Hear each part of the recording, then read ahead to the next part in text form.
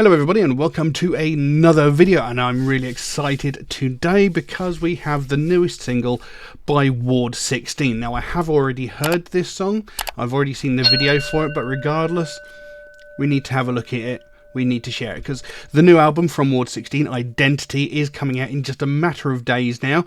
It is a fantastic album, I have heard it, I actually wrote a review for it over on my Facebook page if you want to go and have a look at that.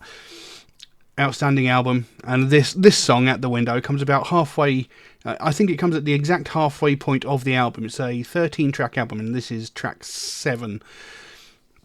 Comes right after Blood is the New Black, which was the first track they released, the first single they released. Anyway, like I said, I've heard it before, I've seen it before, but, you know, we need to share it. We need to talk about it, because Ward 16. So there's not really much I can say about it right at this moment. We'll talk about it afterwards as normal. So we'll jump into the video and see what we've got. But before we do that, if you could take a moment to like and subscribe if you haven't already, it would really mean the world to me. You know, I've been doing this for close to 7 years at this point, and not even 3% of people watching my videos are actually subscribed. So, you know, if you could take a moment to like and subscribe, it doesn't cost you anything. It takes a fraction of a second, but it does make the biggest difference to me and to the channel. But anyway, let's get into this track. This is At the Window by Ward 16.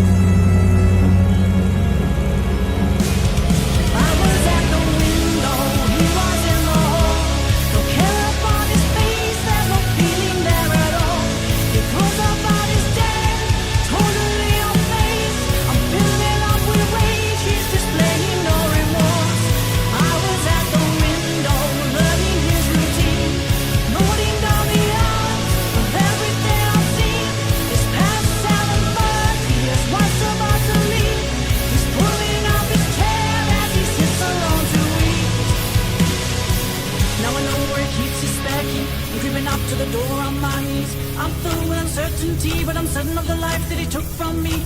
Only an hour till his wife comes home. He's sitting on his throne, Peter, watching TV. Tick-tock on my tiptoes, tiptoeing down the hall. Don't know why, cause he's laughing so hard that he's never gonna hear me or feel me or see me. As I creep up, I'm hearing a voice saying you don't need to be this. You got new life, you can turn around and leave. You just believe you can hate, but don't be it. He's a disease until my youngest son might bow. But I will defeat this heinous beast somehow. The time is now. I was at the window, now I'm in his home.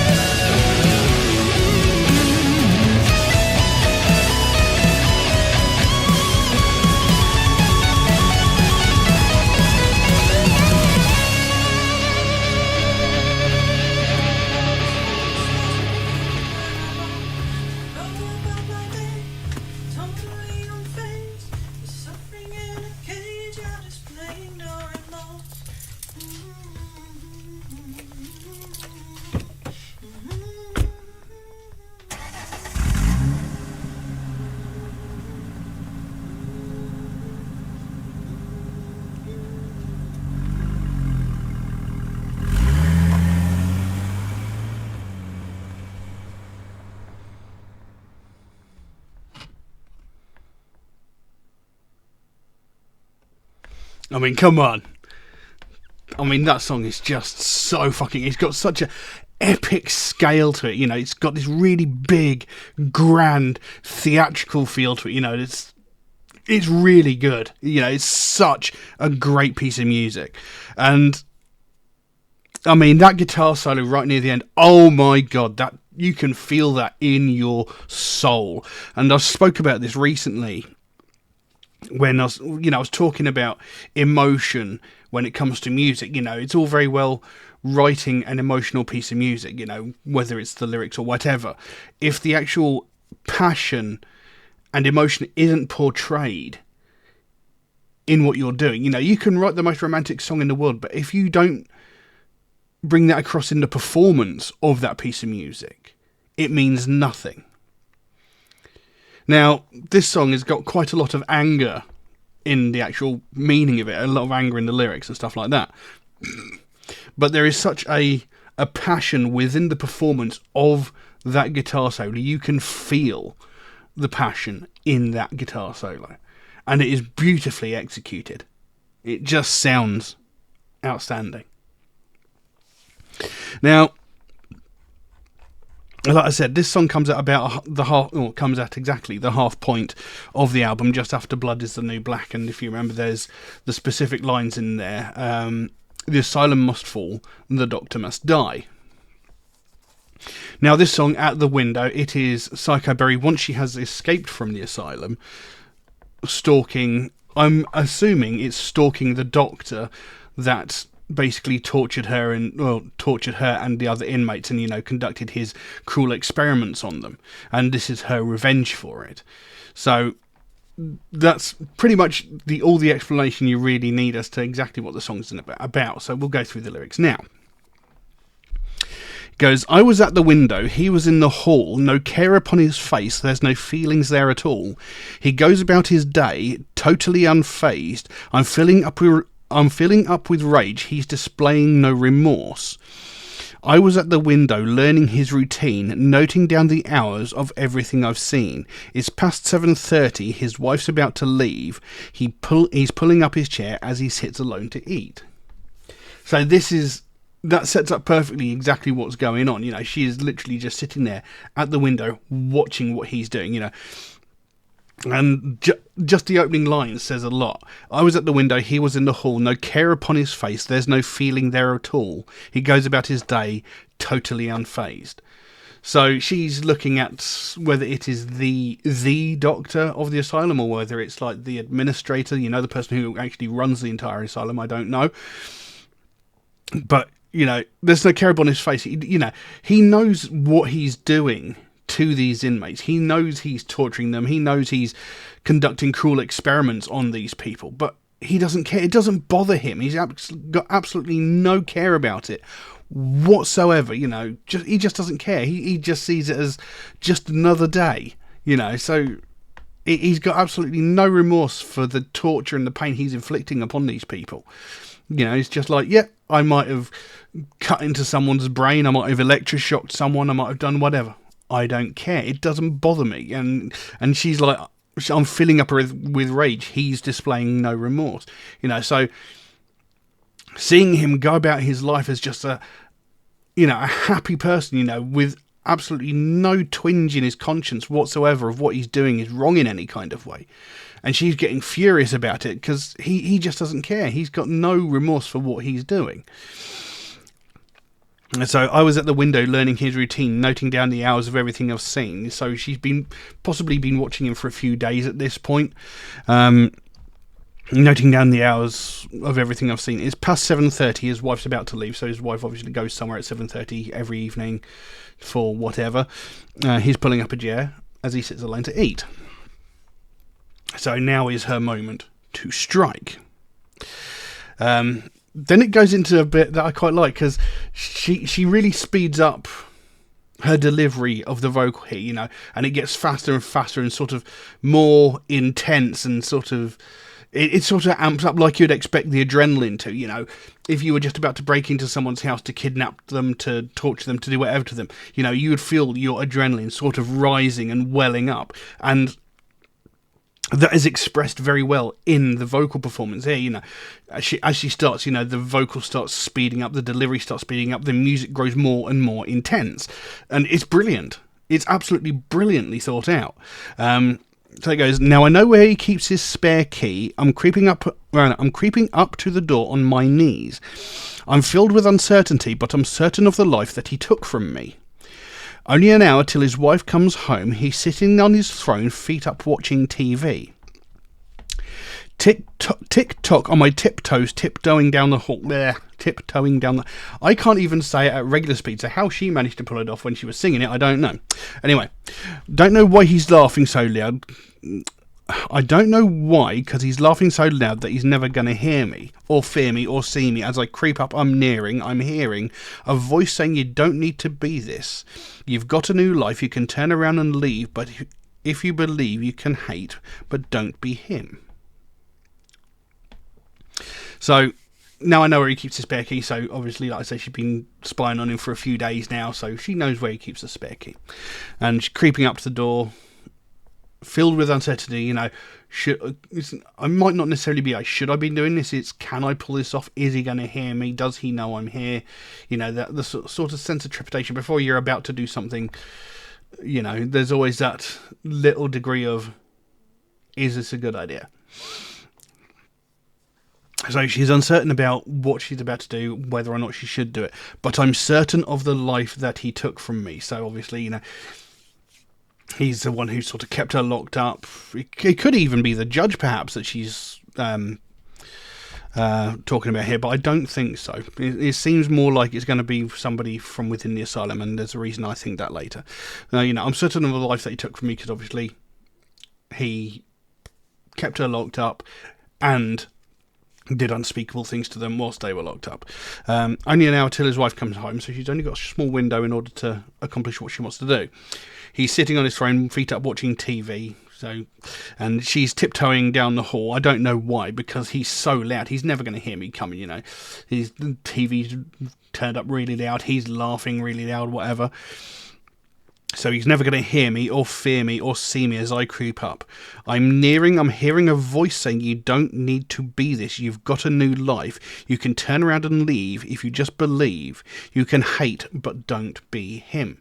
So as she's progressing towards him, getting up to that moment where she's going to grab him, she can hear a voice in the back of her head saying, look, you're out of the asylum now. You can just go upon your way, leave, go to another country, start a new life. You're free now. You don't need to do this. You can just sort of leave it all behind, forget him, just start new. You can hate, but don't be him. Don't fall to his level.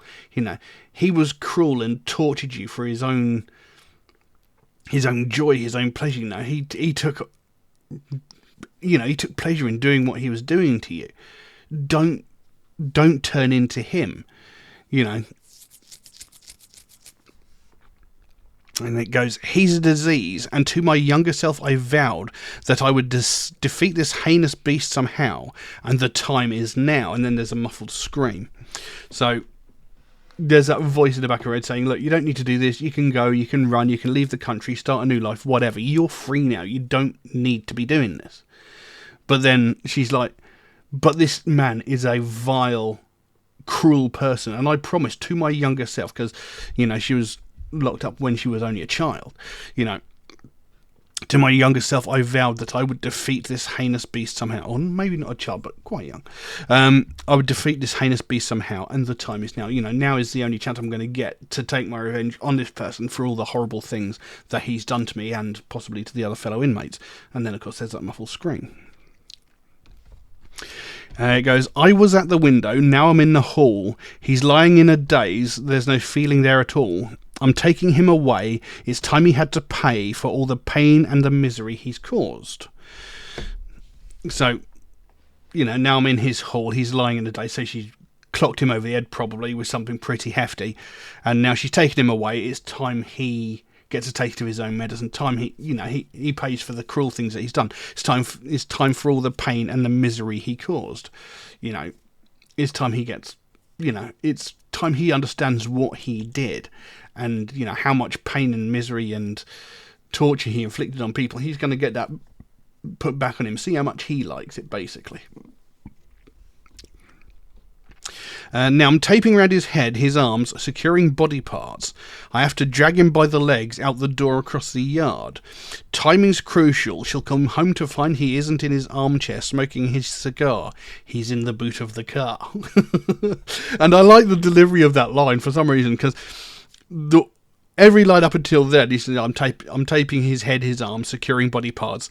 I have to drag him by the legs, yada yada. And then he goes, he's in the boot of the car. And I just love the delivery of that line. I think it's brilliant. It's so matter of fact. It's like, I'm having to do this, that, and the other, and he's in the boot of the car. The delivery of it's brilliant. So, she clonked him on the head. She's tied him up, wrapped him in duct tape, gaff tape, whatever you want. And she's dragging him by the legs into the yard. Time is crucial. She's only got a small amount of time left before his wife comes home, so she's got to get him in the back of the car and go, which isn't going to be easy, because trying to lift a struggling or unconscious person is very, very difficult. Anyway, it then goes, keep looking straight, don't hesitate, don't take your eyes off the road, don't let him in your head, you've got to stay in control. You've played this over many times in your mind, planning out this crime while you were standing at the window. He was in the hall, now he's on the front row of his theatre show. Is this real or is it fake? Not dreaming he's away. Get up now, off the front row. Welcome to the stage. Welcome to the stage. Welcome to the stage. Body wrapped in chains. No way he can escape. I've been waiting for this day, for him to see my face. Recognise he's the subject of his twisted games. So, she's got him into the boot of the car. Now she's driving away. And she's like, keep looking straight. Don't freak out. Just concentrate on what you're doing. Just keep driving normally. Don't go speeding, don't go driving recklessly, because that's more likely to get you picked up. If you just drive normally, don't freak out, don't take your eyes off the road, don't let him inside your head. You've got to stay in control, so don't think about what's going on in the back of the car at the moment. Just concentrate on what you're doing in this moment, stay in control, keep calm, just drive. You've played this over many times in your mind, playing out this crime whilst you were standing at the window. So, she's been contemplating this for a very long time, probably all the time that she was incarcerated in the asylum. And, she was probably sitting at the window of her asylum, if there was one. And, while she was sitting there spying on him, watching him, learning his routine, she was going over in her head what her plan was.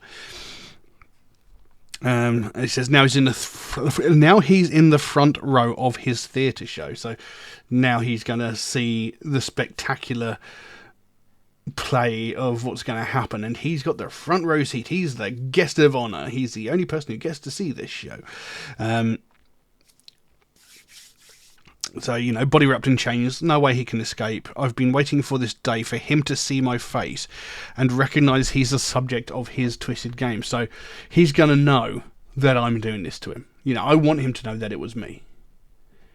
And I want him to realise that I'm doing to him exactly what he did to me, exactly what he did to all of the other cellmates, because there was even in one of the songs, it might have been Blood is the New Black, where she mentioned, the person in the cell next to me never came back from her lobotomy. So sometimes the experiment, or his torture and his experiments, maybe led to the death of an inmate. Maybe he went too far. And she's like, this is, I'm going to make sure you realise that I'm doing to you what you did to us. And, see how much you like it. In fact, the next line is, how does it feel to be the one in this position, helplessly restrained as I make my first incision? Drilling through your skull, how's that affecting your vision? Scalpel in your brain, laughing with derision. Let's stitch it up for another time, because I'm not kind enough to let you die. I'll keep you here until you cry and beg for mercy in this sty. You're my patient now, and you will feel every needle, every shock, every cold water treatment. And I will leave you tied in chains, restrained for days, confused and bleeding, not knowing if this is the end or if I'll return to feed you, 'cause it's revenge, a revenge that's been building, and I won't sleep until you feel every hurt that I've been feeling. That literally says, everything, doesn't it? You know, she's saying to him, how does it feel to be the one in this position? How much do you like it? You know, helplessly restrained whilst I cut into your flesh, whilst I drill holes in your skull, whilst I stick a scalpel in your brain, and whilst I fuck around inside your head with all these like cold steel tools whilst you're still conscious. How much do you like it? This is what you've been doing to me all this time, and you're going to feel every single thing that I felt when you were doing this to me and to the other inmates. And then she's like, let me stitch you up for another time because I'm not kind enough to let you die. It's like, right, that's enough for today, but I'm keeping you alive because we're not finished yet. You know, you're not getting away with just one night of this. You know, an hour, maybe two of me cutting into your skull. That's not enough, because you did this to me for however many years I was locked up in here. I'm not going to let you get away with just a couple of hours of it. I'm going to keep doing this to you over and over and over again. It says, you're my patient now, and you will feel every needle, every shock, every cold water treatment. And I will leave you tied in chains, restrained for days, confused and bleeding, not knowing if this is the end or if I'll return to feed you. So again, she's like doing to him what he did to her and to the rest of the inmates, you know, leaving him tied up in a solitary room, probably with no windows and possibly even no lights, you know, leaving him in a situation where he's like, are they going to feed me? Are they just going to leave me in this room to rot and die?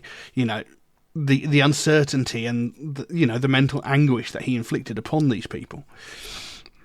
And she says, it's revenge, a revenge that's been building. And I won't sleep until you feel every hurt that I've been feeling. So, you know, this is revenge, and I'm not going to let you die. I'm going to keep you alive until I've done everything to you that you did to me, and you're going to feel every bit of it. And then, you know, the song sort of comes down, and you hear Psychoberry just sort of humming and singing quietly to herself, saying, I was at the window, now he's in a ball, no care upon his face, there's no feelings there at all. I go about my day, totally unfazed. He suffered in a cage, I'm displaying no remorse. So now he's in a ball, no care upon his face. So maybe, she's broken him, maybe she's lobotomized him or whatever, but there's no care upon his face, there's no feelings there at all. So she has broken his spirit, she's tortured him to the point of where he's like completely disassociated or something like that. Maybe he's even dead at this point, no care upon his face and no feelings there at all. He could well be dead. And I go about my day totally unfazed, although it says he's suffering in a cage, so it suggests that he's still alive there. He's suffering in a cage, I'm just displaying no remorse. I've got no bad feelings about what I've just done. He deserved every single thing that I did to him. He was cruel, violent, evil to me. He tortured me, he abused and experimented on us, and I just did to him what he did to me. And it was okay for him to do it to us, but as soon as I do it to him, it's seen as a bad thing. How does that work? It's a brilliant piece of music. It's a brilliant song, and I even said this in the review that I wrote, that the storytelling is just amazingly done. They get the point across, they tell you what is happening in the story, and it's just brilliant. The whole album is outstanding. It's a very, very good album, and At the Window is one of the highlights off the album. And Psychoberry even said in one of the posts on Facebook, that I'm very, very proud of the album. I think the whole album is really great, but At the Window is her favourite song. So, and I can understand why, because it's a very powerful song. It's a very emotionally driven song, and I can't think of the word I'm looking for. It's sort of the culmination of everything, because it's like she's finally escaped, because she'd been locked up in the asylum for however long it was, I can't remember. And, she's been plotting this revenge against this specific person for so long. And, she's now finally free, and she does think halfway through the song, I don't have to do this. I could just leave. I could just carry on with my life. I am free now.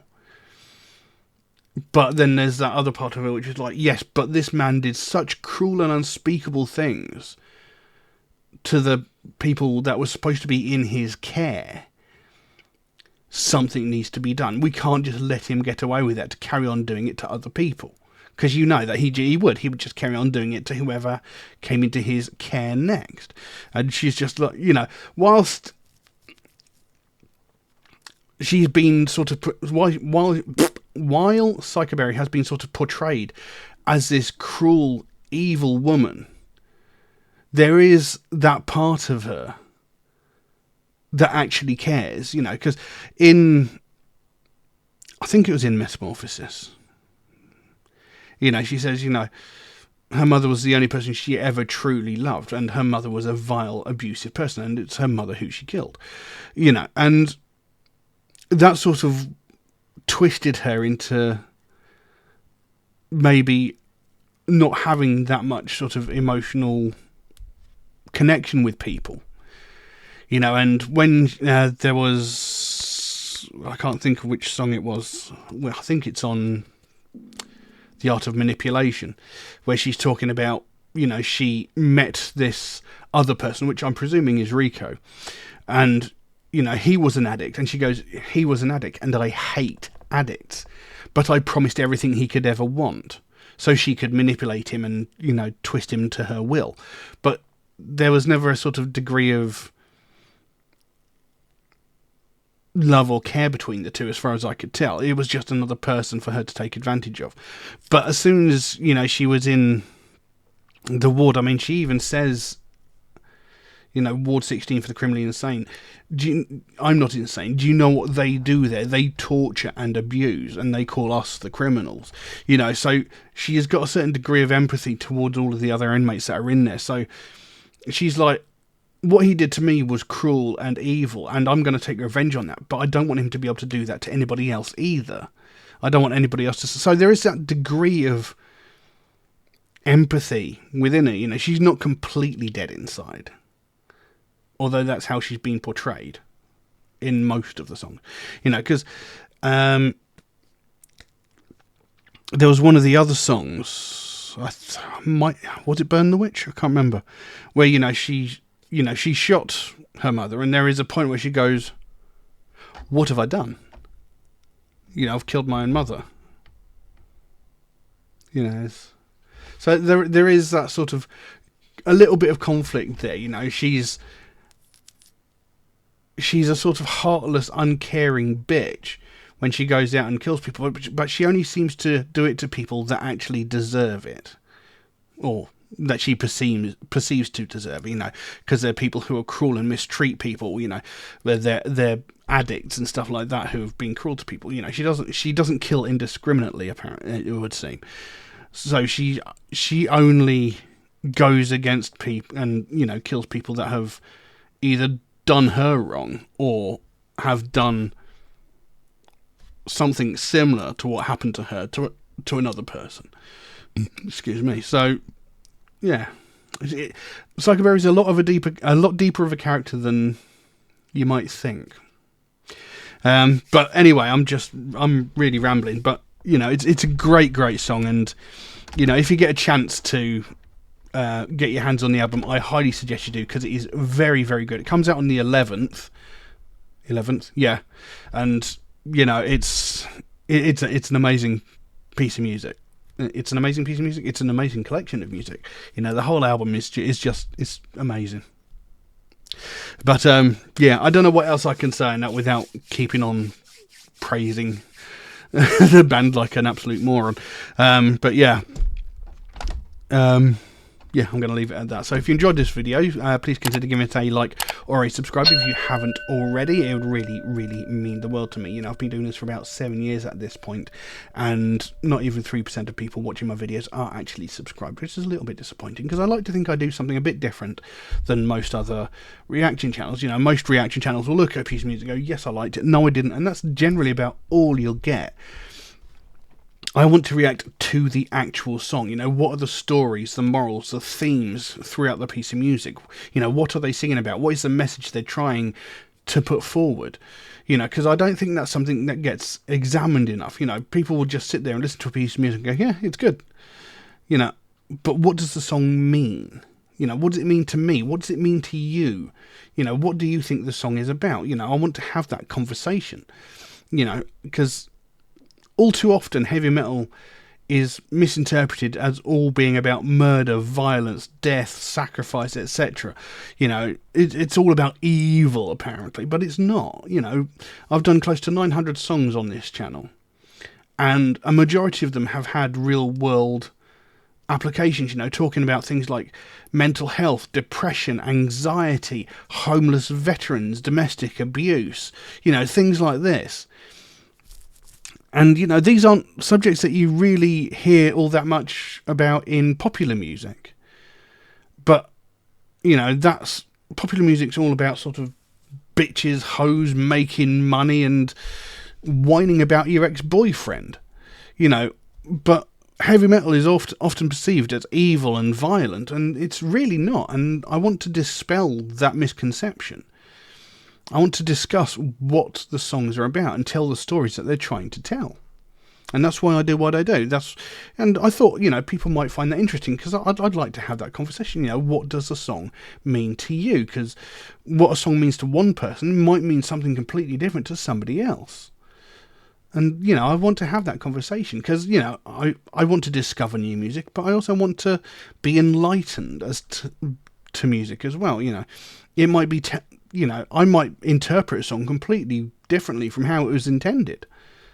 And I'd like to know the actual real meaning behind it. So that's why I do what I do. So, you know, if you enjoyed the video, please give it a like and subscribe. You know, it doesn't cost you anything. It takes a fraction of a second, but it does make the biggest difference to me and the channel. But anyway, that's about all I've got for you for this video. Thank you all very, very much for watching, and I will see you again soon. Bye-bye.